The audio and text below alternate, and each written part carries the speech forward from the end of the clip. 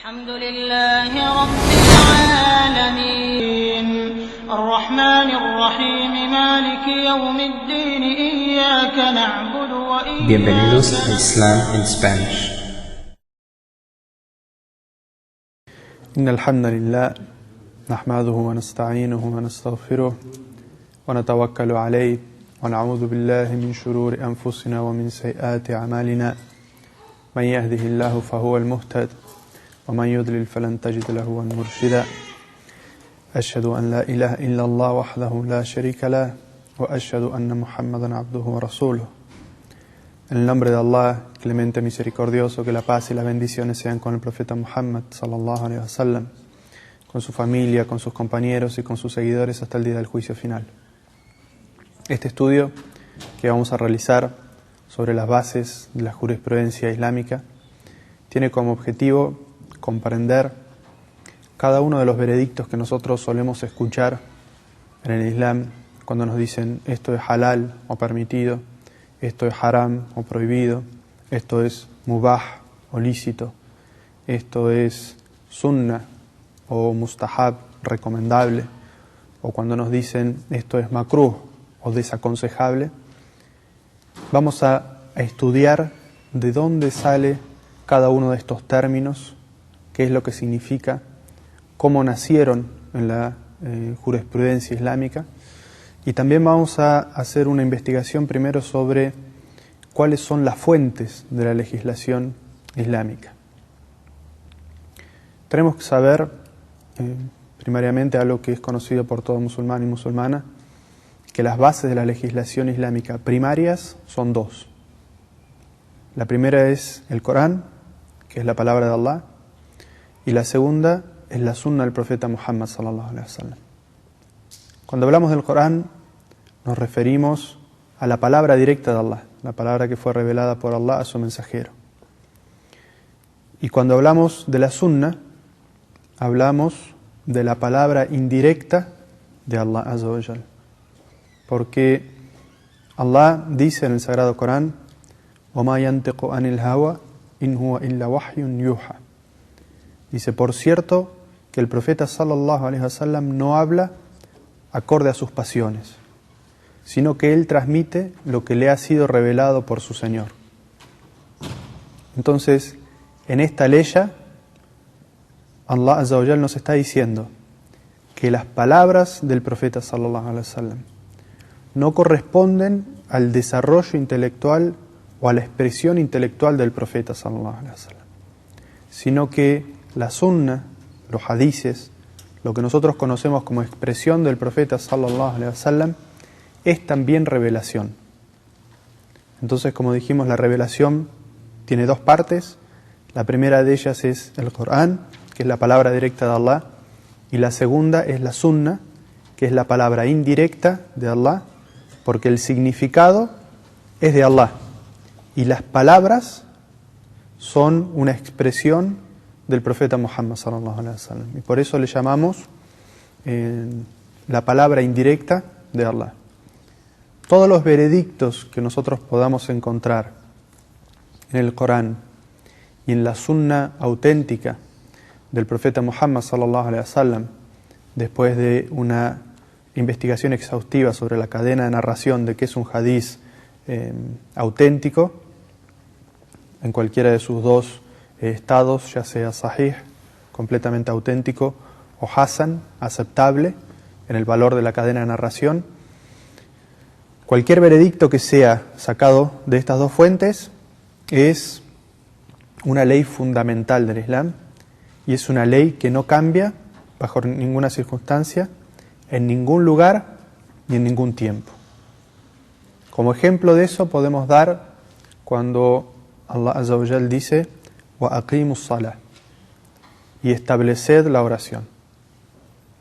Este ejemplo de orden en el Sagrado Corán es una ley primaria, una ley fundamental, es decir, la oración es obligatoria para todo musulmán y para toda musulmana. Esta obligatoriedad del salah no puede cambiar para ningún lugar y para ninguna época. Es un pilar del Islam. Sin embargo, existen otras dos fuentes dentro de la legislación islámica que son secundarias. La primera de ellas es el ijma' o consenso de los sabios. Y la segunda es el qiyas o comparación analógica. Ya vamos a explicar cada uno de estos términos, pero lo que queremos decir en un principio y de manera general es que cualquiera de estas dos herramientas, si bien se utilizan para llegar a un veredicto, no son veredictos fundamentales y sí pueden cambiar con el tiempo y con el lugar. Puede ser que una comparación sea aceptable en un tiempo y en un lugar, y esa misma comparación deje de ser aceptable en otro momento y en otro lugar. Pero como dijimos, todo lo que esté establecido directamente en el Corán y en la Sunna es fundamental y por lo tanto no cambia nunca. Resumiendo, las fuentes de la legislación islámica son 4, 2 de ellas primarias, 2 de ellas secundarias.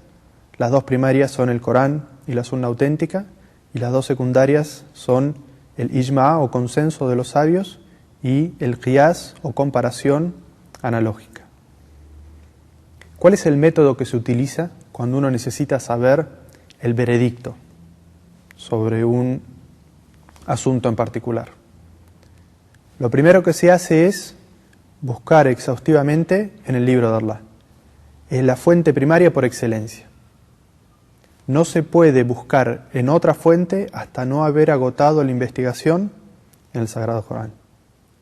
Entonces, siempre se busca primero una prueba, una evidencia de la licitud o ilicitud de algo en el Sagrado Corán. Si hemos examinado todo el Corán y no hemos encontrado ninguna evidencia relativa a este asunto que estamos buscando en el Corán, entonces nos remitimos a la segunda fuente, que es la Sunna del profeta Muhammad. Y buscamos exhaustivamente también en la Sunna. Dijimos que las sunnas son los hadices del profeta Muhammad sallallahu alaihi wasallam, que después de un estudio hemos determinado que son auténticos y que realmente son palabras que han salido de la boca del profeta Muhammad sallallahu alaihi wasallam.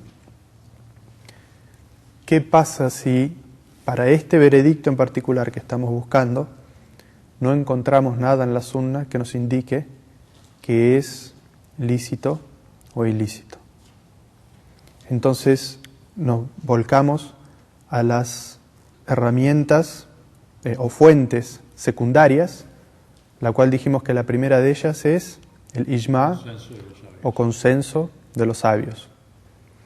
Cuando hablamos del consenso de los sabios, en realidad nos referimos en un principio al consenso de los sahaba. Es decir, cuando los compañeros del profeta Muhammad sallallahu alaihi wasallam, después de la muerte del profeta, se encontraron con determinadas situaciones sobre las que tenían que emitir un veredicto, ellos utilizaron este método que acabamos de describir. Discutían entre ellos para ver si habían escuchado alguna aleya del Sagrado Corán que estableciera un veredicto. Si no conocían ninguna aleya al respecto, entonces, si alguno de ellos había escuchado al profeta sallallahu alaihi wasallam decir algo al respecto de esa situación.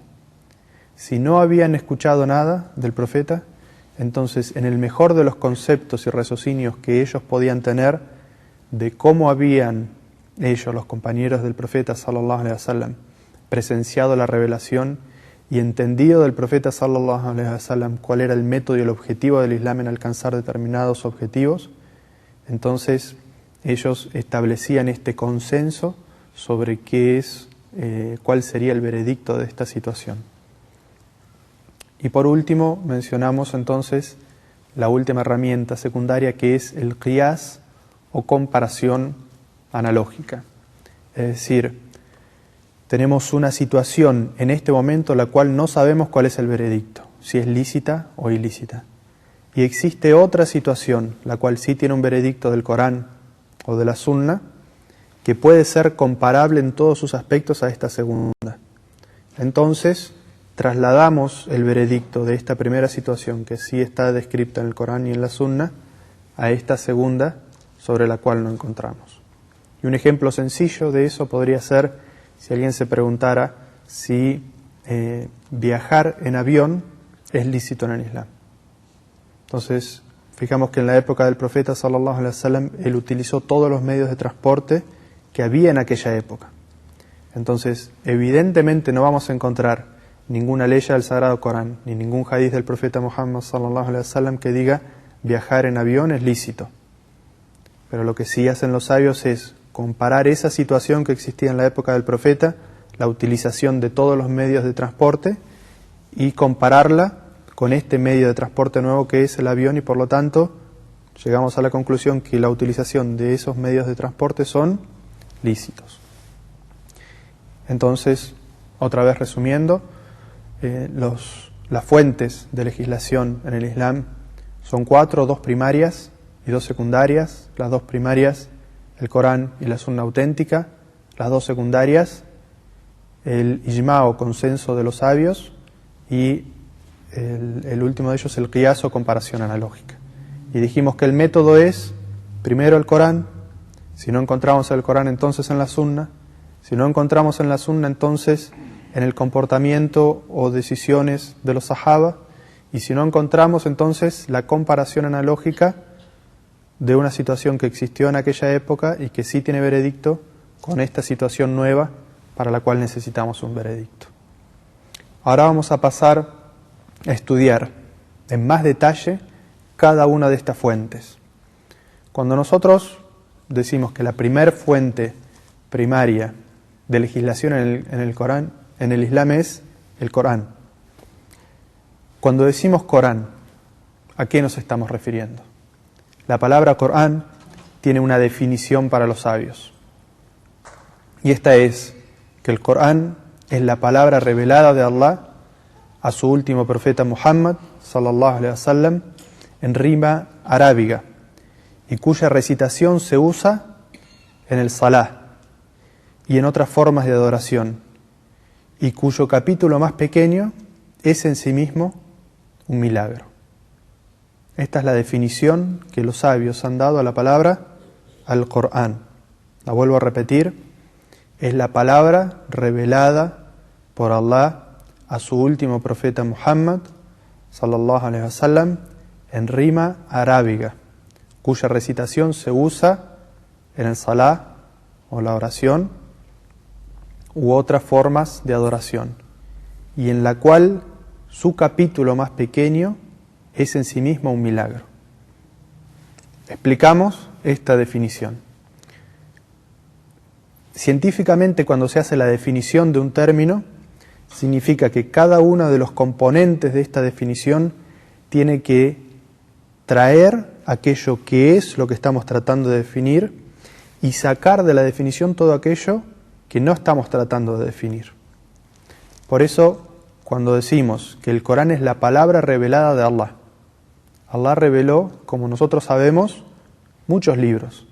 Entonces no podemos decir que el Corán es simplemente la palabra revelada de Allah, porque si no, cuando dijéramos Corán, estaríamos introduciendo también dentro de este término los evangelios, los salmos, las hojas reveladas a Abraham y otras revelaciones que Allah hizo a otros profetas. Entonces la palabra, la revelación de Allah, no es suficiente para describir al Corán. Y por eso agregamos un término más, que es la revelación hecha por Allah al profeta, a su último profeta Muhammad. Entonces, toda revelación que Allah Azza wa Jal haya hecho a otro profeta anterior que Muhammad sallallahu alaihi wasallam ya no es Corán. Ahora nos queda todo lo que Allah reveló al profeta Muhammad sallallahu alaihi wasallam. Pero como nosotros sabemos, Allah le reveló al profeta muchas otras cosas que no son Corán. Entonces, ya tenemos una cantidad de cosas que está dentro de la definición y otra cantidad de cosas que ya está fuera de esta definición.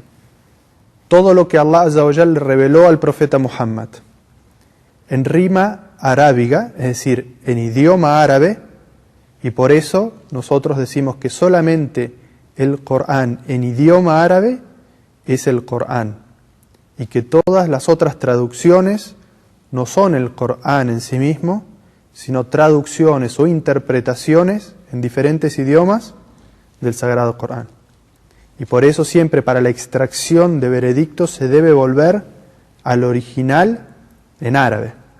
Y no es lícito sacar un veredicto de un asunto en la jurisprudencia islámica basados en una traducción al idioma inglés, al idioma español, al idioma persa o al idioma chino. Para hacer el veredicto de un asunto en la Sharia se debe volver a su original en idioma árabe, porque es en el que fue revelado al profeta Muhammad. Dijimos entonces, la palabra de Allah revelado a su último profeta Muhammad en idioma árabe, cuya recitación se utiliza en el Salah. Porque, como nosotros sabemos, Allah Azza wa Jal le reveló al profeta Muhammad sallallahu alaihi wasallam otras revelaciones, las cuales nosotros llamamos Hadith Qudsi, ¿sí? Que es una forma de hadith en la cual Allah le habla, le dice algo al profeta Muhammad sallallahu alaihi wasallam, ya sea en el viaje nocturno en el cual Allah Azza wa Jal se encontró con el profeta Muhammad sallallahu alaihi wasallam, o en los sueños que solía tener el profeta en los cuales Allah le inspiraba. Estas palabras corresponden a la palabra de Allah, y por eso el profeta dice, en los hadiths Qudsi nosotros encontramos que el profeta dice, me dijo mi Señor que, y narra un hadith. Sin embargo, este hadith nunca fue asimilado al Corán, y el profeta sallallahu alaihi wasallam explicaba que esto era parte de un hadith y que no era parte del Corán. Entonces dijimos que en la definición, para diferenciar entre lo que es el hadith Qudsi y lo que es el Corán, decimos que es lo que se utiliza en la oración y otros ritos de adoración, porque el profeta Muhammad sallallahu alaihi wasallam nos enseñó específicamente la oración y nos dijo que en la oración se debe recitar Suratul Fatiha y otra parte del Corán, y que si uno en la oración recita un hadith Qudsi, esta oración no es válida porque no se está cumpliendo con el requisito de recitar el Corán.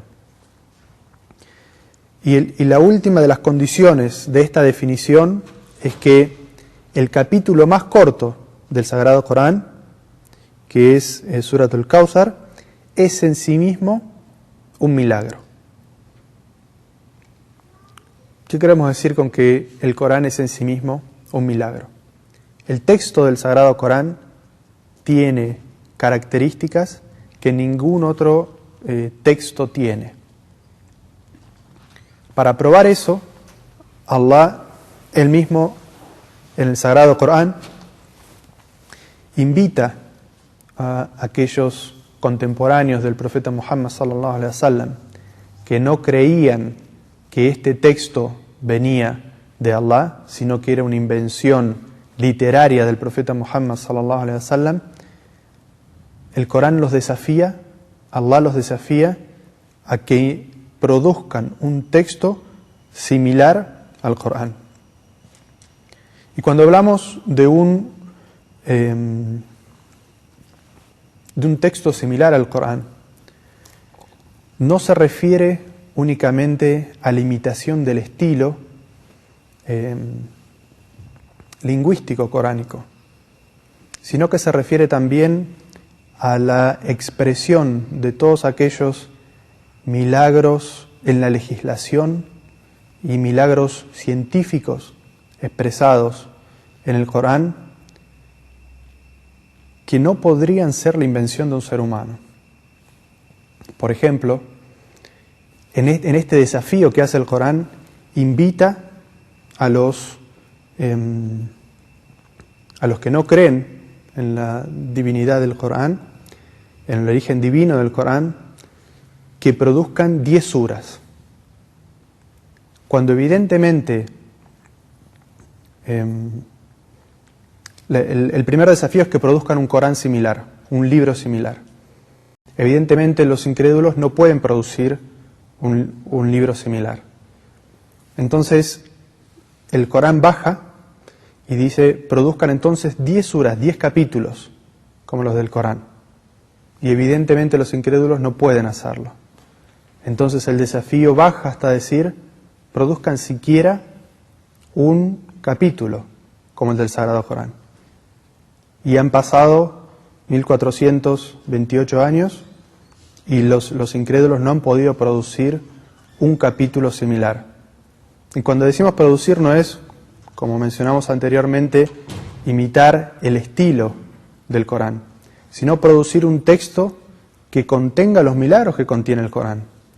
Es decir, una legislación perfecta, que no tenga contradicción en sí misma y que pueda ser perfectamente aplicable en cualquier lugar y en cualquier tiempo, y que sea siempre justa para la sociedad. Ese es uno de los milagros que tiene el Corán. Otro de los milagros que tiene el Corán es la expresión en el texto de determinadas realidades científicas imposibles de conocer para el momento en el que fue revelado, como puede ser la ley en el que dice que cuando una persona es elevada en los cielos, sus pulmones se comprimen y no puede respirar. Y eso evidentemente era algo que en aquel entonces no podía saberse, que recién ahora con el conocimiento de la atmósfera se puede saber que esa descripción que en aquel momento se hacía y que no había manera científica de conocer en aquel momento, que es completamente real. Y de la misma manera cuando se hace la descripción en el Sagrado Corán de cómo es el desarrollo del embrión del ser humano dentro del útero de la madre, no había posibilidad en aquel momento de que existiera una observación real con algún instrumento para determinar ese desarrollo. Y estos son solamente algunos de los milagros, como también la descripción en aquel entonces en el que muchas de las culturas que se consideraban avanzadas creían que la Tierra era el centro del universo. El Corán ya hablaba de que la Tierra era redonda y de que la Tierra tenía un satélite y de que esta Tierra y este satélite ya giraban en una órbita y de que este sistema solar giraba también en una órbita que pertenecía a una galaxia, ¿no? Subhanallah, conocimientos astronómicos que hasta no hace muy pocos años se han descubierto.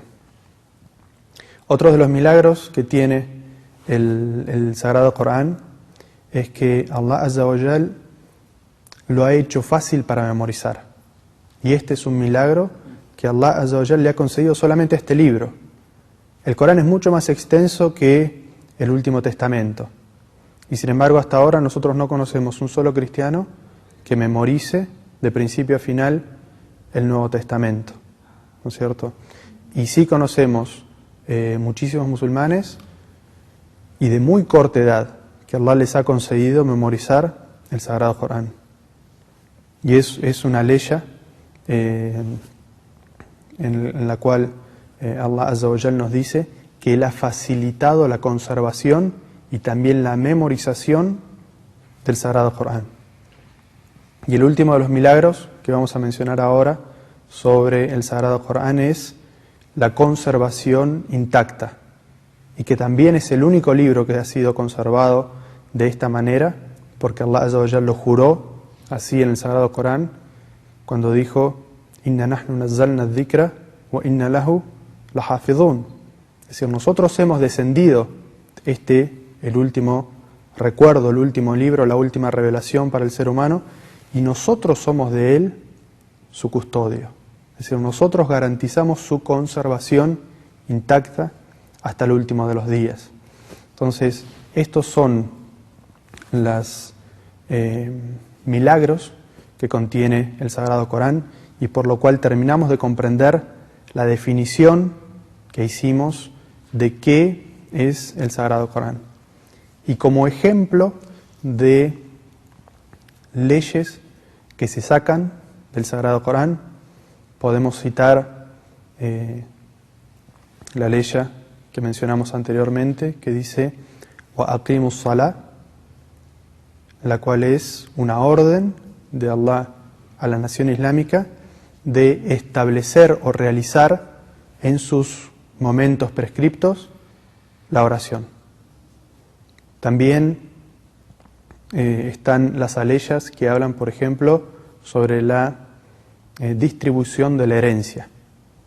La herencia fue estipulada en el Sagrado Corán cómo debe ser distribuida, para que no haya una distribución injusta acorde a las costumbres o la cultura de cada uno de los lugares, ya que en la época del profeta sallallahu alaihi wasallam, cuando descendió esta legislación en el Sagrado Corán, había una distribución muy injusta, no solamente de género, sino también generacional. El hijo mayor, primogénito, era el que recibía toda la herencia, y la mujer no recibía ninguna herencia, sino que al revés, la esposa era parte de lo que heredaban, de lo que se heredaba. Entonces, para impedir esta injusticia, fue de que la herencia es una de las cosas que está establecida en el Sagrado Corán, cómo debe ser distribuida entre los herederos del difunto. Esto es lo que podemos mencionar sobre la definición del Sagrado Corán y un ejemplo de una legislación que se saca del Sagrado Corán. Este es el final de la primera de las 3 charlas sobre las bases de la jurisprudencia, y las preguntas sobre este tema las dejamos para después del salah, inshallah. Bismillah, wa salatu salam ala rasulillah. En el nombre de Allah, clemente misericordioso, que la paz y las bendiciones sean con el profeta Muhammad sallallahu alaihi wasallam, con su familia y sus seguidores hasta el día del juicio final. Esta es la segunda parte de una charla sobre las bases de la jurisprudencia islámica.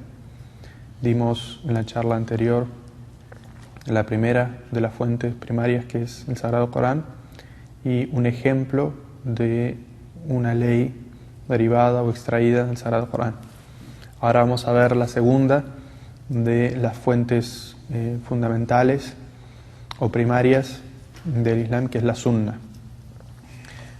Cuando hablamos de Sunna, al igual que como hicimos con el Corán, vamos a dar una definición.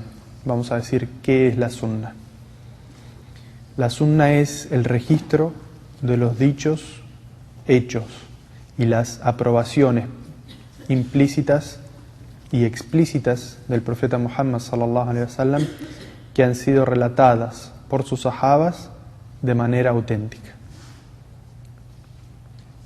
Entonces, repitiendo, es el registro de los dichos, los hechos y las aprobaciones implícitas y explícitas que hizo el profeta sallallahu alaihi wasallam y que fueron relatadas por sus compañeros de manera auténtica. Nosotros manejamos 2 términos cuando hablamos de esto, y es la sunna y el hadiz. El hadiz es el dicho del profeta Muhammad sallallahu alaihi wasallam, una transmisión oral del profeta Muhammad sallallahu alaihi wasallam.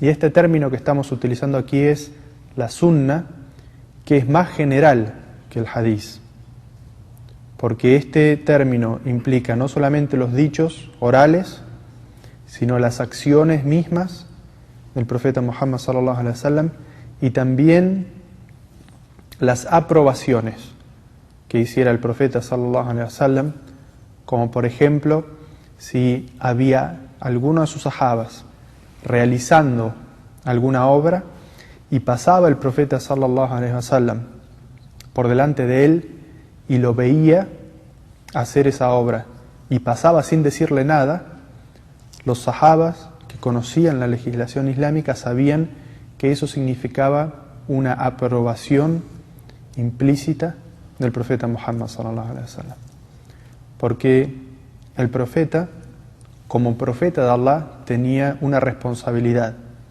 que era que si él veía algo que se estaba haciendo mal, él no podía retrasar la evidencia a los sahabas de que ese acto que se estaba haciendo era ilícito.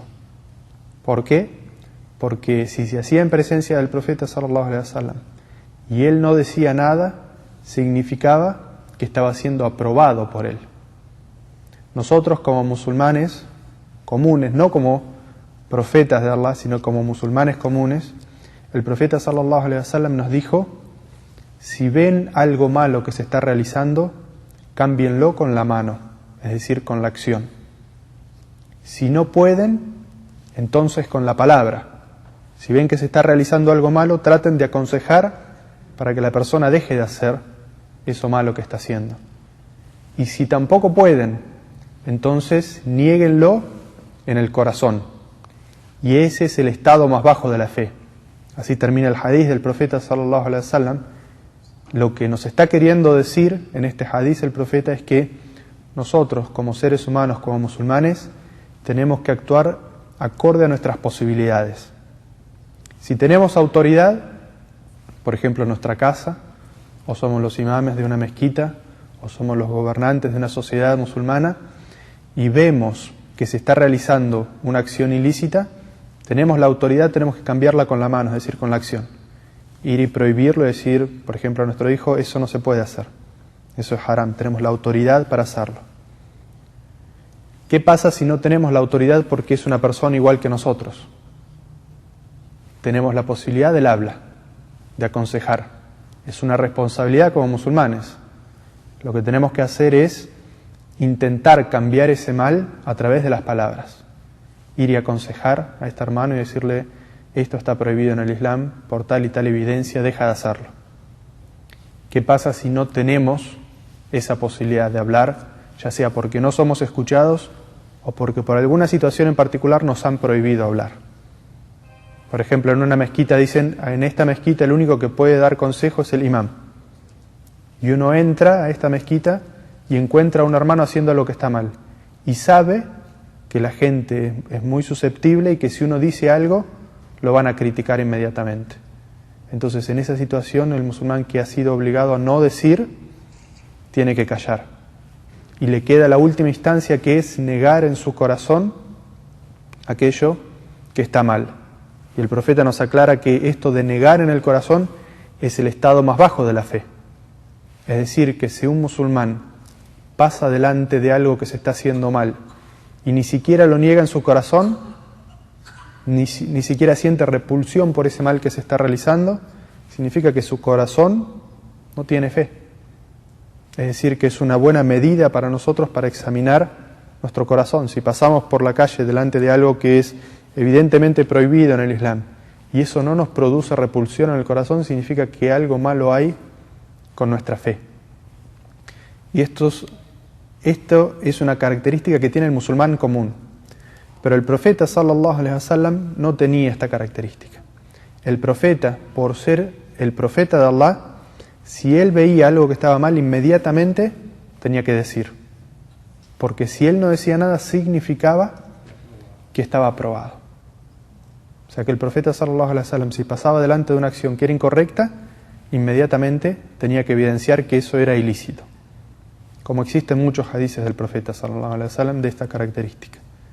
Y por eso es que los compañeros del profeta Muhammad sallallahu alaihi wasallam, después de la muerte del profeta, si se daba una situación, ellos decían, como por ejemplo, en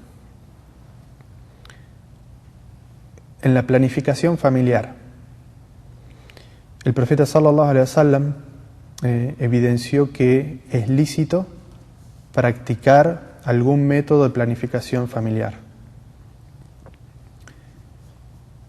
Y los sahabas, después de la muerte del profeta sallallahu alaihi wasallam, respecto a un método que se utilizaba en aquella época, que se llamaba el azl, o el coitus interruptus, como se llama en idioma español, los sahabas solían decir, después de la muerte del profeta, nosotros realizábamos esa obra en vida del profeta y el Corán no lo prohibió. Es decir, que el hecho de que fuera un método conocido en la época del profeta, que ellos lo practicaran y el Corán no lo prohibiera, ni el profeta sallallahu alaihi wasallam hablara en contra de ello, los sahabas lo consideraban una aprobación del profeta, de que eso podía practicarse.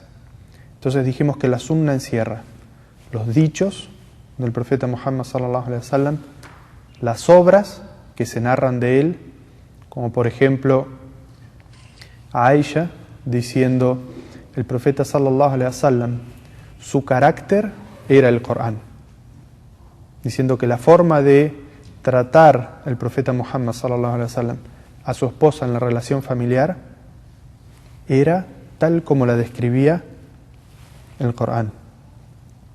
Entonces, estas no son palabras del profeta Muhammad sallallahu alaihi wasallam, sino que son hechos.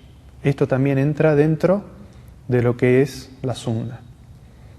Esta sunna, para ser aceptable como sunna y como prueba en la legislación, tiene que haber sido transmitida a nosotros por los sahabas con una cadena auténtica de narradores. Esa es otra ciencia que en este momento no la vamos a explicar, que es Mustalah al-Hadith, o la ciencia por la cual se puede autentificar o verificar la autenticidad de las narraciones. Entonces, si alguna de estas cadenas de narración tiene alguna enfermedad o algún defecto, y por lo tanto no estamos seguros que esas palabras realmente hayan salido de la boca del profeta sallallahu alaihi wasallam, o que ese acto lo haya hecho o no lo haya hecho el profeta, por la existencia de esta duda no la podemos usar como prueba en la legislación, y por lo tanto no podemos decir que algo es lícito o ilícito basado en esa prueba que no es tal, porque no es auténtica. Es decir, que para que sea auténtica la sunna tiene que tener una cadena completa de narradores sin ninguna enfermedad o ninguna deficiencia en esta cadena. Y esto se estudia a través de otra ciencia completamente distinta. Eso es lo que es la sunna. Entonces dijimos dichos, hechos y aprobaciones implícitas del profeta Muhammad sallallahu alaihi wasallam, transmitidas a través de sus compañeros con una cadena de narración auténtica. Esa es la segunda de las fuentes fundamentales y primarias de la legislación islámica. Y como ejemplo podemos citar el hadith del profeta Muhammad sallallahu alaihi wasallam que dice: Sallu kama ra'aytumuni usalli. Hagan la oración tal cual me habéis visto que yo la realicé. O un hadith que dice: Judu anni manasikakum. Es decir, tomen de mí sus ritos de adoración.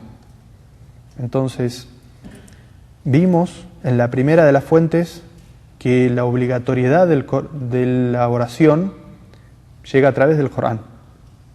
Es decir, nosotros sabemos que la oración es uno de los pilares del Islam y que es obligatoria porque dice en el Sagrado Corán: wa aqimus salah, es decir, establezcan la oración. Ahora, ¿cómo se establece la oración? ¿Cómo se realiza la oración? Los momentos de la oración, cuántas rakas tiene cada oración, qué es lo que se dice en cada una de estas rakas o en cada una de estas posiciones. ¿Cómo se establece? Se establece a través de la sunna. Entonces este es el ejemplo que podemos citar sobre la sunna. Con estas dos completamos lo que son las fuentes primarias o fundamentales de la legislación, y que dijimos que cualquier veredicto que salga a través de estas dos fuentes es inmodificable. Nació así con el Islam y va a terminar con el final de la humanidad de esa manera, y estos veredictos no cambian. Ahora vamos a las otras dos herramientas o fuentes, que son el consenso de los sabios y la comparación analógica, que estas sí son herramientas que utilizan los sabios para llegar a veredictos en un momento y en un lugar, pero que pueden ser variables, es decir, pueden servir para una época y pueden no servir para otra época y otra situación. Cuando hablamos del ijma o consenso de los sabios, nos referimos a el consenso primero de los sahabas. Es decir, cuando nosotros describimos cómo era el método, dijimos que primero se recurre al Corán, después se recurre a la sunna y después se recurre a los dichos de los sahabas, es decir, el consenso que haya tenido los sahabas sobre una situación. si los sahabas tuvieron un consenso sobre una situación, entonces ese consenso representa para nosotros una herramienta de la jurisprudencia por el cual podemos decir esto se hace de esta manera, o esto es lícito, o esto es ilícito. Los ejemplos que vamos a dar nos van a ayudar a entender un poco mejor qué es lo que significa el ijma.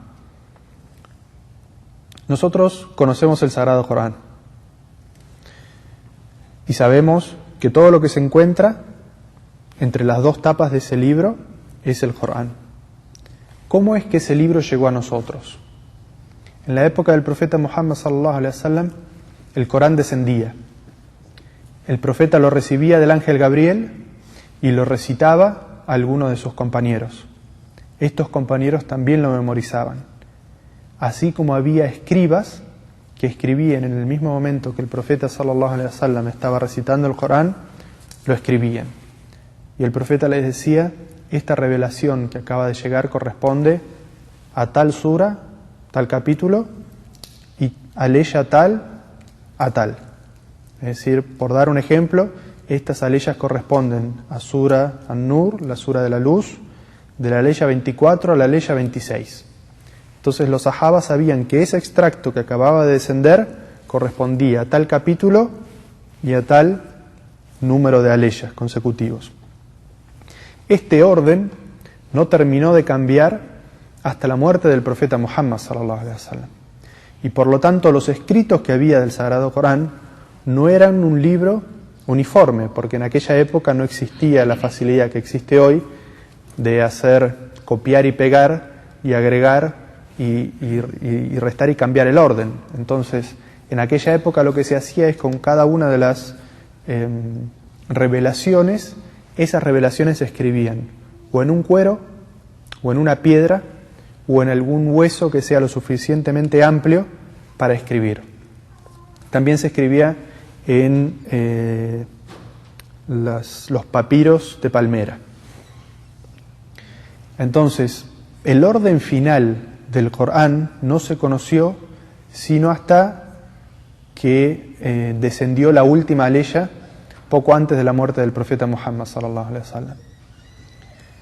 Después de la muerte del profeta, que como dijimos hasta antes de su muerte no estaba todo el Corán compilado en un solo libro, los compañeros del profeta Muhammad sallallahu alaihi wasallam, algunos de ellos tuvieron la idea de compilar todos esos escritos en un solo libro, porque el Corán estaba completo, había sahabas que lo memorizaban todo, sahabas que lo memorizaban por parte, y el Corán se encontraba completamente escrito, pero no estaba compilado en un solo volumen. Entonces, Omar ibn al-Khattab le aconsejó en aquel momento al primer califa, que era Abu Bakr as-Siddiq, que compilara todo el Corán en un solo tomo. Abu Bakr as-Siddiq en un primer momento dijo, ¿cómo voy a hacer algo que no hizo el profeta? Es decir, si fuera bueno, eso lo hubiera ordenado hacer el profeta y no lo hizo. Él consideró en un principio que eso podía ser un primer paso hacia una innovación y por lo tanto dijo, dejémoslo como era en la época del profeta. Sin embargo, Omar, que estaba convencido de lo bueno que sería compilar el Corán en un solo tomo y que eso de ninguna manera iba contra ninguna de las indicaciones del profeta ni podía ser un primer paso hacia una innovación, siguió insistiéndole al califa hasta que Abu Bakr as-Siddiq se dio cuenta de la verdad o de la realidad de lo que el consejo que le daba Omar ibn al-Khattab. Entonces se juntaron los sahabas y los que memorizaban el Corán y por orden del califa compilaron todo el Corán en un solo volumen. Y esta decisión se considera un ijma o un consenso de los sahabas sobre un asunto. Alguien podría decir, compilar el Corán en un solo libro es una innovación, porque no lo hizo el profeta sallallahu alaihi wasallam. Pero nosotros tenemos el consenso de todos los sahabas que conocían el Islam y la revelación mejor que ninguno de nosotros, y ellos decidieron compilar el Corán en un solo volumen. Entonces esa decisión se considera propia, apropiada en el Islam, debido al consenso de los sabios, de los sahaba. Otro ejemplo que podemos aclarar para entender mejor lo que significa el ijma' es el adán del Jumu'ah. Durante la época del profeta sallallahu alaihi wasallam, el adán para el Jumu'ah era uno solo. Se hacía un adán, la gente venía a la mezquita, escuchaba la khutba, después de la khutba se hacían las 2 rakas y después de eso había concluido la oración del Jumu'ah. En la época del profeta sallallahu alaihi wasallam, la ciudad de Medina era una ciudad pequeña y el sahaba encargado de hacer el adán, que se llamaba Bilal, tenía una voz muy fuerte. Todos podían escuchar en Medina este adán. Durante el califato de Uthman ibn Affan, el tercero de los califas, la ciudad de Medina ya se había ampliado mucho más. Y este único adán que se hacía antes de Salat al-Jumu'ah no alcanzaba a llegar a todos los lugares de Medina. En específico, los que eran los mercados, que como siempre son lugares donde las voces de las personas están muy altas, las que ofrecen sus productos, los que dan un precio, los que pelean el precio. Entonces no se escuchaba el adán. Entonces el califa designó que se hiciera un adán antes en los lugares donde se concentraba la gente, para que la gente dejara esas actividades que estaba haciendo y se dirigiera a la mezquita para hacer el salah. Alguno podría decir, el califa hizo una acción que no estaba establecida en la sunna. Sin embargo, el califa Uthman, radiyallahu anhu, conocía la sunna y los objetivos de la sunna mejor que nosotros. Y él sabía que el llamado a la oración es, como se llama el adán, el llamado a la oración para que la gente vaya a la oración. Y como ese único adán no estaba cumpliendo el objetivo para el cual había sido puesto, designó que se haga un adán en otro lugar.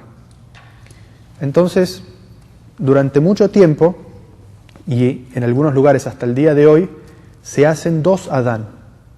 Uno, 1:30 o 2 horas antes de Salat al-Jumu'ah, para que la gente venga, y otro cuando está por comenzar la oración. Entonces, eso establecido por el califa Uthman y aprobado por todos los otros sahabas, porque no se conoce que ningún sahaba se haya opuesto a esta acción del califa Uthman, significa un consenso de los sahabas respecto a la licitud de establecer otro adán para el Jumu'ah. ¿Qué sucede en nuestros días? En nuestros días existen estos amplificadores de voz, por lo cual la gente puede escuchar el adán fuera de las mezquitas o en sus lugares. Entonces ya no se justifica hacer ese otro adán antes. Entonces lo mejor es, en este momento, volver a lo que era la sunna original de que exista un solo adán antes de Salat al-Jumu'ah. Eso es otro ejemplo del ijma'. Es decir, no que las personas establezcan acorde a su pasión cualquier cosa, sino que sabios que conocen el objetivo de lo que se quiere establecer con un rito de adoración, establezcan uno similar para que realmente se cumpla el objetivo para el cual fue designado ese acto. Y como vimos en los dos, compilar el Corán en uno solo, es decir, para preservar el Corán. Y establecer otro adán en los mercados, es decir, para que el adán cumpla su papel de llamar a la gente a la oración. La última de las herramientas o fuentes de la legislación es el qiyas, o comparación analógica. Como dijimos, en la época del profeta sallallahu alaihi wasallam se establecieron veredictos para las realidades sociales que existían en ese momento. Con el cambio de cultura y con el cambio del tiempo, aparecen nuevas expresiones o nuevas situaciones que necesitan un veredicto. ¿Cómo hacemos para saber si algo es lícito o ilícito si no existe un hadiz específico? Y podemos poner como ejemplo las drogas. Fumar marihuana, inyectarse cocaína, heroína, crack. Si uno dice, voy a aplicar el método, voy a buscar en el Corán y voy a buscar en la Sunna, va a buscar y no va a encontrar nada, y se va a encontrar con una persona que le diga, no, la marihuana es lícita, el crack también, y está permitido en el Islam porque no hay ninguna ley, ningún hadiz que prohíba la utilización del crack o de la marihuana. Entonces, para eso existe esta herramienta que es la comparación analógica, por lo cual se puede transmitir el veredicto que existe sobre la prohibición del alcohol, que produce el mismo efecto con respecto a lo que es intoxicar a la persona y producir alucinaciones a la persona, del alcohol hacia cualquier tipo de drogas.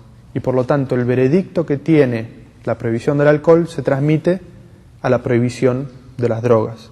Y por lo tanto no puede venir ninguna persona y decirnos las drogas son lícitas porque no existe ninguna prohibición de drogas ni en el Corán ni en la Sunna. Entonces decimos, las drogas están prohibidas en el Islam por qiyas, por comparación analógica. Con respecto a lo que es la legislación islámica es una. Las bases de la jurisprudencia islámica son unas y son estas por consenso de la nación islámica. Existen madhahib o escuelas de jurisprudencia con respecto a la interpretación de las aleyas del Sagrado Corán y los hadices del profeta Muhammad sallallahu alaihi wasallam respecto a su implicancia.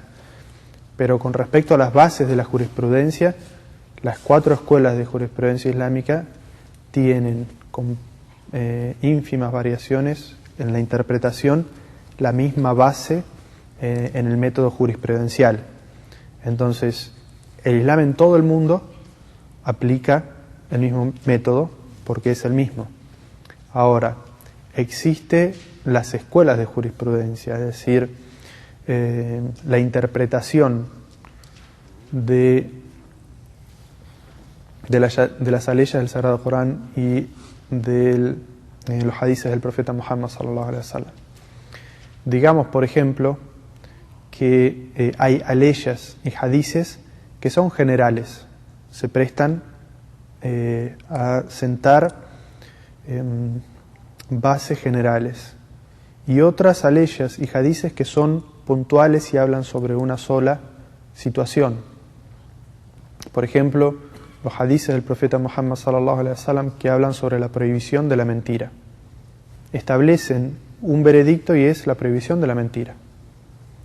Pero existen aleyas o hadices que sientan bases generales, como por ejemplo el hadith del profeta Muhammad sallallahu alaihi wasallam que dice la darara wa la dirar, no se debe perjudicar ni se debe vengarse por un perjuicio recibido.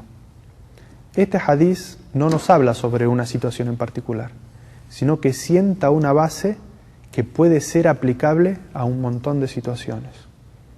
Entonces, estos hadices y estas aleyas que sientan base sobre un asunto, sobre algo general, no sobre asuntos puntuales, son de alguna manera las que representan esta base de la jurisprudencia. Y por lo tanto a veces se pueden prestar algunas situaciones puntuales a diferencia de interpretación de los sabios de distintas escuelas de jurisprudencia. Entonces, por ejemplo, cuando alguien describe una situación y dice, ¿acaso de esta manera estoy perjudicando a un hermano? El sheikh que está aplicando la jurisprudencia en ese momento puede considerar que eso es un perjuicio y por lo tanto se encuentra prohibido por el entendimiento básico del primer hadiz, o puede considerar que eso no es un perjuicio y que por lo tanto no entra dentro de la prohibición general. Y por eso existen las diferencias entre los madhahib o entre las escuelas de jurisprudencia. Pero estas diferencias son en pequeños detalles. Lo que sí debe tenerse en cuenta es que la legislación islámica no es una arabización de de los lugares donde se encuentra el Islam. O sea, el profeta Muhammad sallallahu alaihi wasallam, nosotros dijimos que la sunna es los dichos, los hechos y las aprobaciones. El profeta Muhammad sallallahu alaihi wasallam tenía sunnas que corresponden a la sunna porque él nos estaba enseñando un acto de adoración. Y existen otras sunnas que se llaman sunna jibiliyya, que corresponde a la sunna porque el profeta Muhammad sallallahu alaihi wasallam vivía en una geografía y en una época determinada. Entonces, el profeta montaba en camello. Podemos decir que montar a camello es sunna del profeta Muhammad sallallahu alaihi wasallam, pero no es una sunna con la cual nos estaba enseñando a adorar y acercarnos a Allah, sino que corresponde a la sunna cultural del profeta Muhammad sallallahu alaihi wasallam. Si alguien quiere andar a camello para imitar al profeta sallallahu alaihi wasallam, puede hacerlo, pero no significa que dejar el automóvil de lado y andar en camello porque así andaba el profeta sallallahu alaihi wasallam, que de esa manera uno vaya a acercarse a Allah, o que vaya a estar cumpliendo mejor con el Islam, o que vaya a estar siendo mejor musulmán, o siguiendo mejor al profeta. Eso sería un concepto equivocado.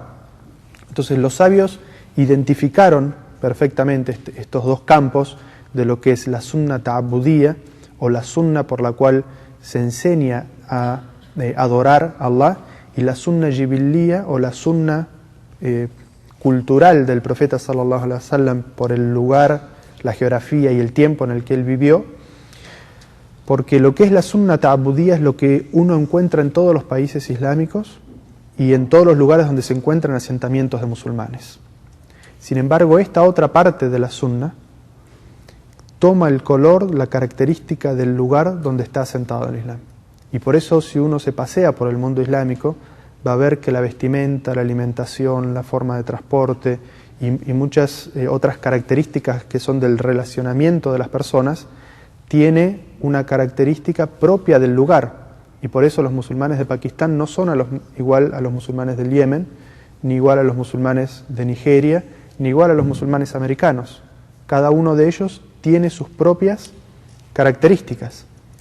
Pero eso no tiene nada que ver con esta otra primera parte de la sunna, que es la sunna de adoración.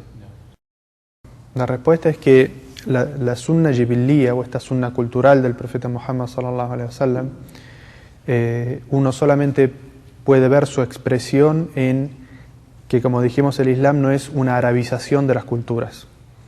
Entonces, los países o las zonas o los asentamientos que adoptaron el Islam como creencia y como práctica de adoración, y mantuvieron su identidad cultural, es decir, su vestimenta, su alimentación, la vestimenta lícita islámica, la alimentación lícita islámica, pero mantuvieron su propia cultura.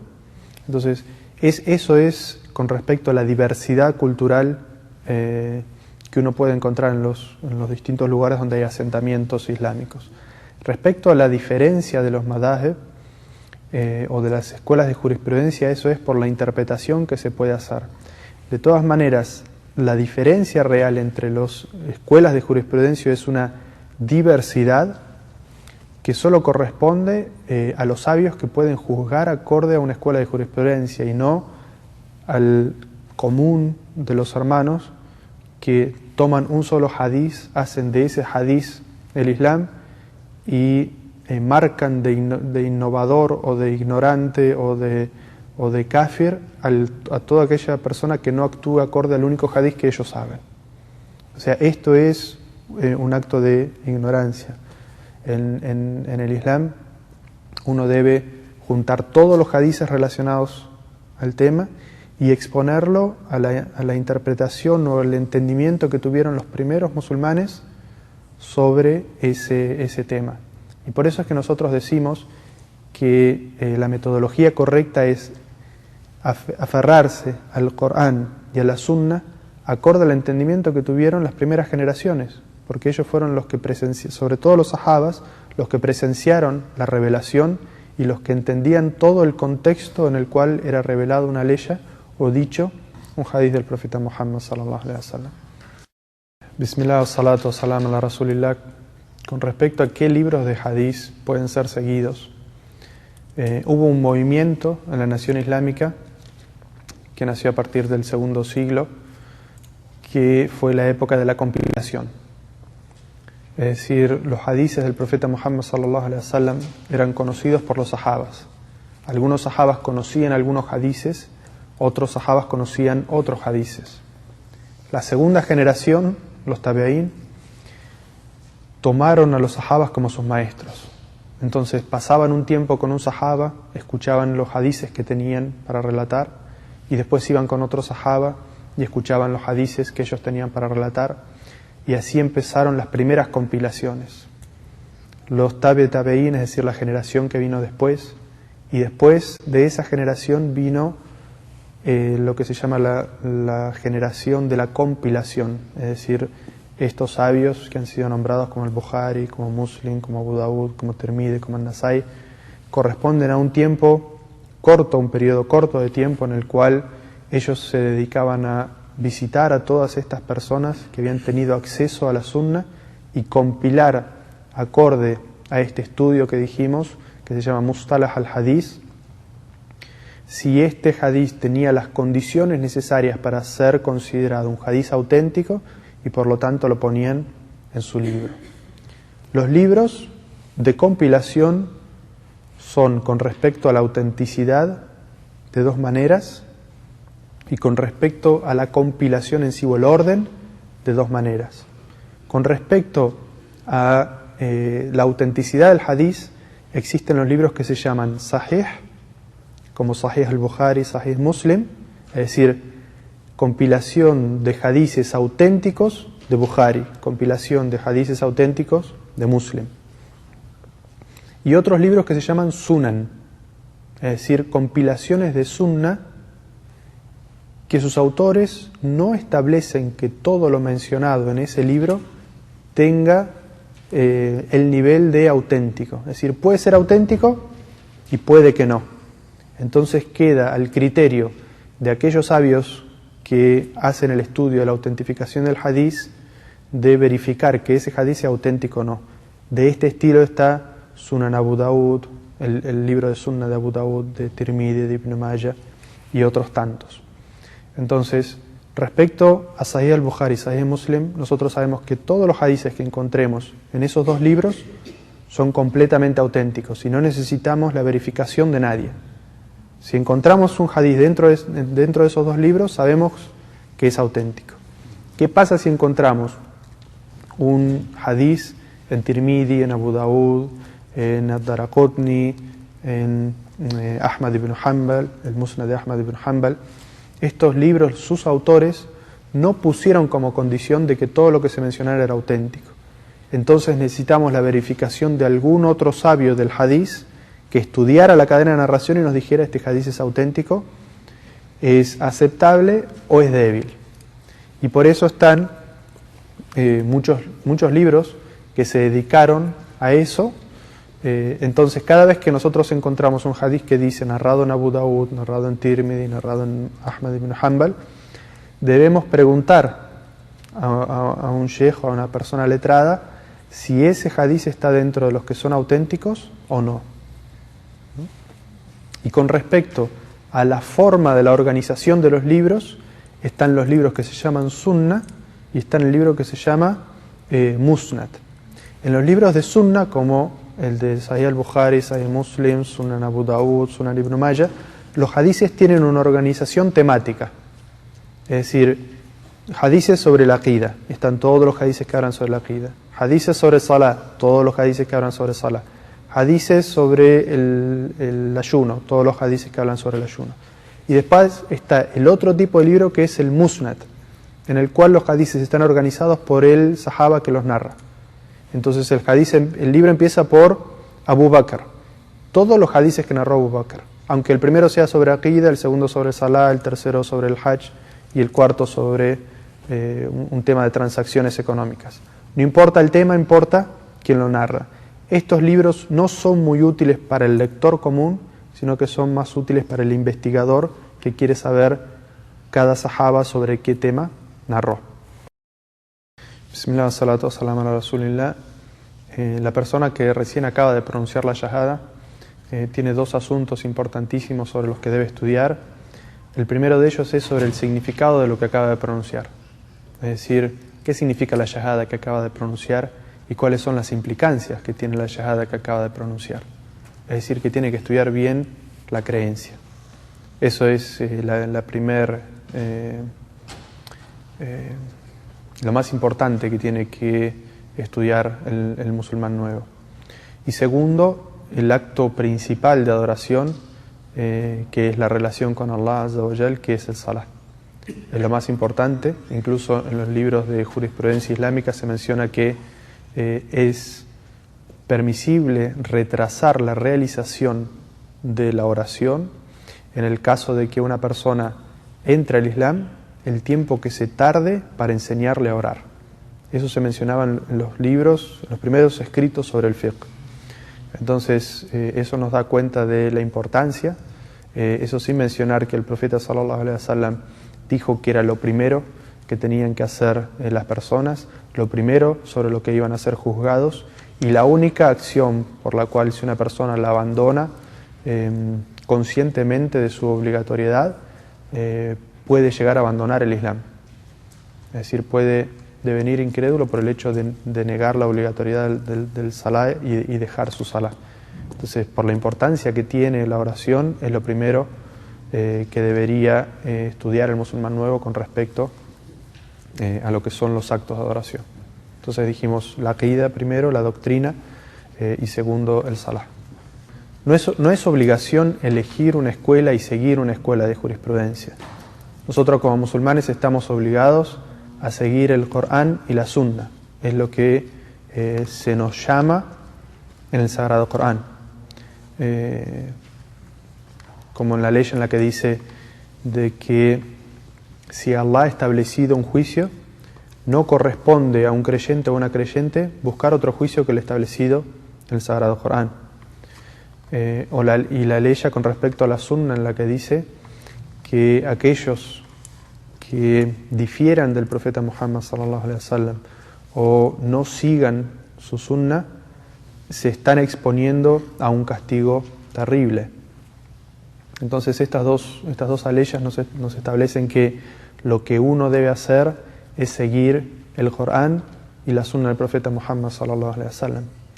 Ahora bien, sobre todo el musulmán nuevo y el común de los musulmanes no están capacitados para decir yo voy a aprender el Corán y la Sunna y después obrar, o decir yo solamente voy a obrar lo que encuentre en el Corán y en la Sunna, sino que necesita un mentor, necesita un sheikh, una persona a quien seguir, y entonces inconscientemente o de manera involuntaria el musulmán nuevo adquiere el madhab o la tendencia que tiene la persona que le está enseñando.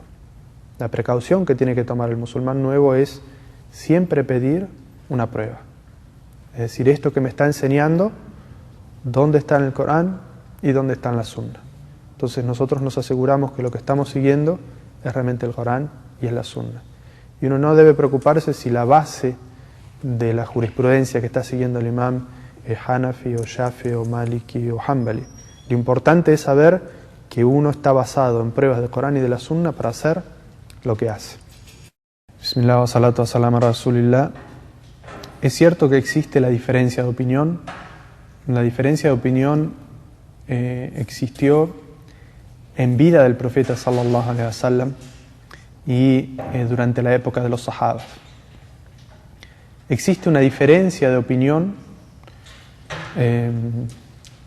por la cual ambos pueden obrar, aunque obren de manera distinta, y ambas opciones son correctas. Un ejemplo de eso lo encontramos en la época del profeta Muhammad sallallahu alaihi wasallam, cuando él volvía de una batalla, que era la batalla del Foso, y los musulmanes habían sufrido en ese momento la traición de sus aliados hasta ese momento, que era el pueblo de Bani Qurayza, un pueblo de judíos que vivía en las afueras de Medina, con el cual los musulmanes tenían un pacto de no agresión y de protección mutua. cuando los musulmanes fueron atacados por una alianza de fuerzas de distintas tribus árabes, esta tribu judía, en vez de respetar este pacto de alianza, de no agresión y de protección mutua, traicionaron a los musulmanes. Entonces, cuando el profeta sallallahu alaihi wasallam, después de la batalla del Foso, vuelve a Medina y empieza a sacarse la armadura, se le presenta el ángel Gabriel y le dice: si tú te sacas tu armadura, por cierto que los ángeles no se han sacado las suyas. Y nos dirigimos a Bani Qurayza. Es decir, que la orden de terminar esa batalla no había concluido, sino que debían hacer otra incursión a Bani Qurayza. Entonces el profeta sallallahu alaihi wasallam, para estimular a los musulmanes a que salgan rápido hacia ese lugar, dice: La yusalliyanna ahadukum al-asr illa fi Bani Qurayza, que no haga ninguno de ustedes el asr sino en Bani Qurayza, es decir, donde está la tribu de Bani Qurayza.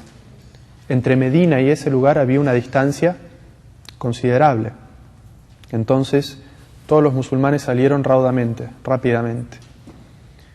El tiempo del asr comenzó.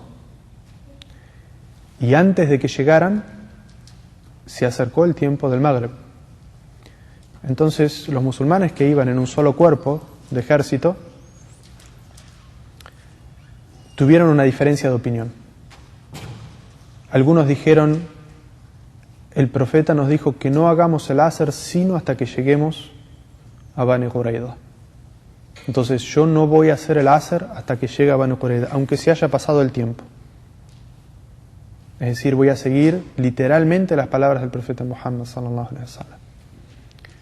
Y otro grupo dijo: el profeta quería incentivarnos a que salgamos rápidamente y que lleguemos a Bani Qurayza rápidamente. No nos quiso decir que dejemos pasar el horario de una oración. Entonces este segundo grupo se detuvo en el camino, hizo la oración del asr y partió de vuelta hacia Bani Qurayza.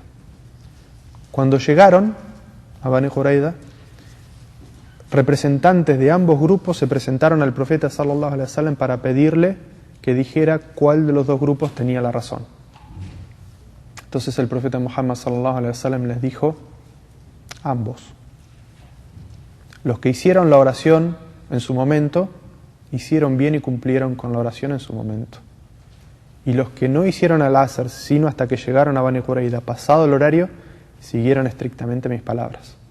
Entonces ambos habían obrado correctamente.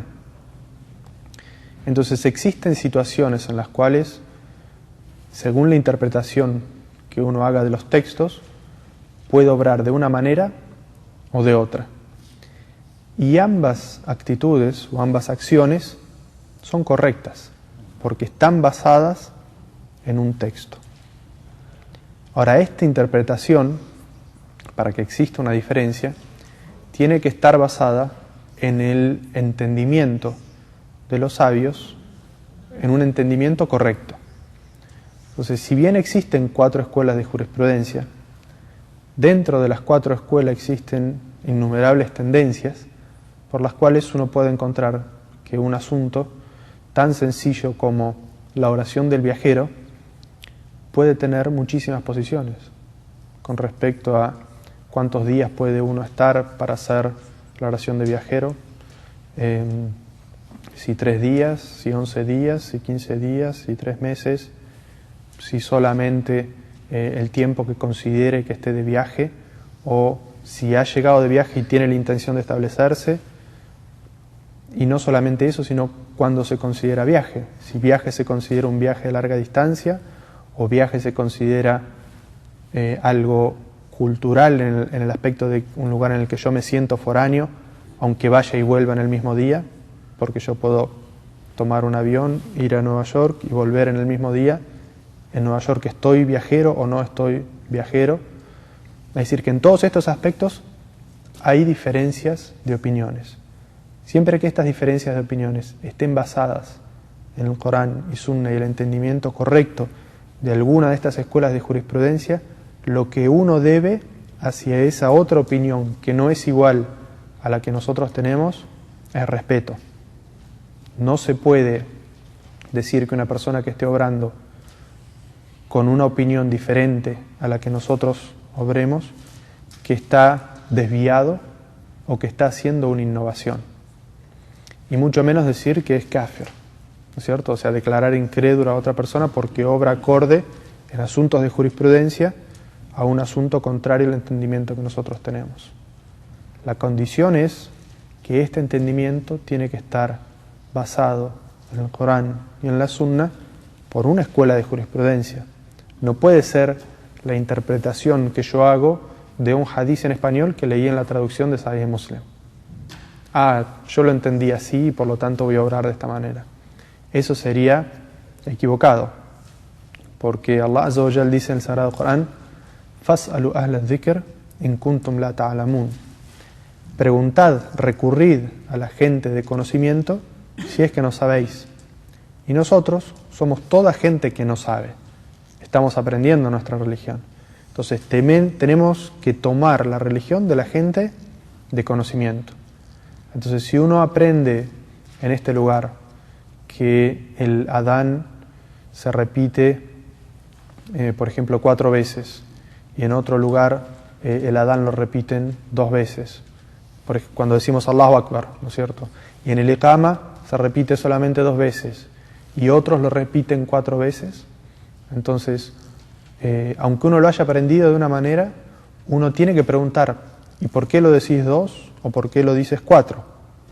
Si eso está establecido en la Sunna, entonces, o en la interpretación de alguna escuela de jurisprudencia, entonces uno le debe a esa escuela de jurisprudencia, le debe respeto, ¿no es cierto? Y por lo tanto no se debe decir que está cometiendo una innovación o que está apartándose. Pero como dijimos, lo importante es que esto tiene que estar basado en el Corán y en la Sunna. Bismillah wa salatu wa salam ala Rasulillah. Con respecto a la Eid, quiere Allah concederle unidad a la comunidad islámica. El profeta sallallahu alaihi wasallam dijo: Sumu li ruyatiha wa aftaru li ruyatiha. Es decir, ayunen cuando vean el hilal o la luna creciente y hagan el Eid cuando vean la luna creciente del próximo mes. Es decir, que la obligación de empezar a ayunar y desayunar el Eid está relacionada con la visión de la luna. Ahora, la visión de la luna es algo sobre lo que existe diferencia de opinión, es si hay una visión única, es decir, si una persona ve la luna y avisa al resto del mundo, todos deben seguir esa visión, o hay visiones individuales, es decir, cada zona debe tener su propia visualización de la luna. Este es un asunto en el que hay diferencia de opinión, y por eso es que nosotros podemos ver esto que ocurre en cada Ramadán, de que a veces las mezquitas comienzan en un día o en otro. Tenemos que tener en cuenta un hadith del profeta Muhammad sallallahu alaihi wasallam que dijo: el ayuno es cuando la gente ayuna y el Eid es cuando la gente festeja el Eid. Entonces, una persona que se encuentra en una comunidad, cuando el imam de esa mezquita dice ha comenzado Ramadán, debe comenzar a Ramadán, debe comenzar a ayunar. Y cuando la gente dice mañana es el Eid, la persona debe hacer el Eid y no puede seguir ayunando. En todo caso, si acorde a su mejor interpretación, por poner un ejemplo cultural y de lo que uno puede seguir, uno se encuentra en una comunidad donde son todos pakistaníes y uno tiene una tendencia a seguir, por ejemplo, lo que se dice en la mezquita de la Meca. Si en la comunidad en la que uno está haciendo las oraciones dicen mañana es el Eid, y en la Meca dice pasado es el Eid, pasado mañana es el Eid, uno debe obligatoriamente hacer el Eid con la comunidad con la que uno está ayunando. Pero si uno siente intranquilidad en su corazón porque uno ha ayunado un día menos, el día del Eid uno desayuna y hace la Eid con las personas, y después de la Eid puede ayunar un día en compensación. Pero debe empezar Ramadán y terminar Ramadán con la gente de la comunidad con la que está. Si en una misma comunidad hay varias mezquitas y todas comienzan en un día distinto, Allah al-Musta'an, entonces uno debe aferrarse a la mezquita a la que más va o a la que le quede más cerca de su casa. Bismillah wa salatu wa salam ala Rasulillah. Esa comprensión no es una comprensión auténtica de los textos que uno puede leer en la Sunna sobre qué sucede cuando una persona no reza en horario. Pueden darse dos escenarios. El primero de ellos es que la persona no pueda rezar en horario o que se quede dormido para una oración o que olvide hacer una oración. El profeta Muhammad sallallahu alaihi wasallam dijo: si alguno de vosotros se duerme para una oración o la olvida, que la recupere tan pronto como la recuerda. Es decir, si una persona se queda dormida para Salat al-Fajr o está ocupada con asuntos de su vida cotidiana y olvida hacer un Salah, tan pronto como lo recuerde, debe hacerlo. Y evidentemente existe una diferencia entre el adá, que es cumplir la oración en su momento, y el qadá, que es recuperar una oración perdida. Existe una diferencia con respecto a la recompensa que uno obtiene. Evidentemente, ofrecerla en su momento, la recompensa es mucho mayor y está cumpliendo con lo que realmente debería. Lo otro es una compensación del mínimo obligatorio que nosotros tenemos que hacer para no incumplir con nuestras oraciones. Este es el primer escenario al cual habría que sumarle una situación más en la cual uno está consciente de la obligatoriedad del Salah y sin embargo por una situación externa no puede cumplir con la misma. Se encuentra en un lugar en el cual no puede, por ejemplo, cumplir con la oración. Entonces, en esa situación, en la primera instancia que tiene para cumplir con la oración, debe cumplirla. Ha perdido una oración y quizás ha cometido un pecado, pero esto no significa que la persona haya dejado de creer en Allah y en su mensajero y se haya convertido en incrédulo. No ha podido cumplir con una obligación por una cuestión externa. Habría que sumarle otra situación por la cual una persona no hace la oración por ser haragán. Es consciente de que tiene que hacer el Salah. Tiene el tiempo para hacer el Salah. Y sin embargo esa lucha interna suya, ¿hago la oración o no hago la oración? ¿Hago la oración o no hago la oración? Y el video que está viendo es muy interesante, o el juego del PlayStation que está jugando es muy interesante, o simplemente no tiene la fe suficiente para hacer esa oración. ¿Acaso deviene incrédulo por esto? Hay diferencia de opinión entre los sabios al respecto de esta situación. Algunos consideran que en esta situación sí, la persona deviene incrédula y debería renovar su fe.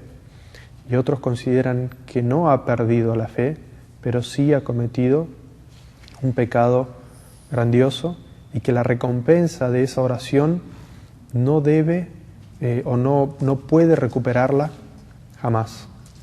Incluso algunos sabios dicen que la oración esa no debería recuperarla, porque la ha abandonado voluntariamente.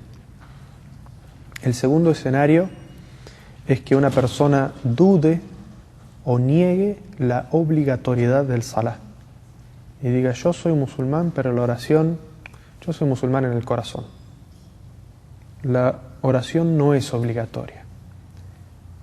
Entonces, en este caso, la persona está dudando o negando un asunto que es de conocimiento obligatorio y de cumplimiento obligatorio en el Islam, y por lo tanto acorde al consenso de los sabios, sí está deviniendo incrédulo. Y por lo tanto esa persona debe renovar su fe para ser musulmán realmente. Porque esa persona, si niega la obligatoriedad del salah, sí está deviniendo incrédulo. Como se narra en el hadith del profeta Muhammad sallallahu alaihi wasallam, cuando la persona muere y es depositada en su tumba, se presentan dos ángeles que le hacen tres preguntas. ¿Quién es tu Señor? ¿Cuál es tu religión? ¿Y cuál es tu profeta? Estas tres preguntas de alguna manera marcan la diferencia entre el creyente y el incrédulo. ¿Y qué es lo primero que es preguntado el creyente en su tumba? Es decir, la primera acción sobre la que es preguntado. Y el profeta Muhammad sallallahu alaihi wasallam, evidenciando la importancia del salah, de la oración, dijo que lo primero sobre lo que es preguntado el siervo creyente cuando está en la tumba es sobre su oración. Si la oración fue realizada de una manera completa y perfecta, entonces todas sus otras obras serán completas y perfectas. Pero si la oración fue deficiente, entonces todas las otras obras serán deficientes. Y este es uno de los hadices que de alguna manera hablan sobre la importancia extra con respecto a los otros pilares del Islam que tiene la oración. ¿Cierto? El profeta sallallahu alaihi wasallam dice que si ese acto de adoración fue realizado de manera completa, entonces el resto de las obras estarán completas como la oración. Pero si fue imperfecta, es decir, si no cumplió con el mínimo obligatorio que tenía que cumplir de oraciones, entonces no importan las otras acciones, seguramente también estarán imperfectas e incompletas.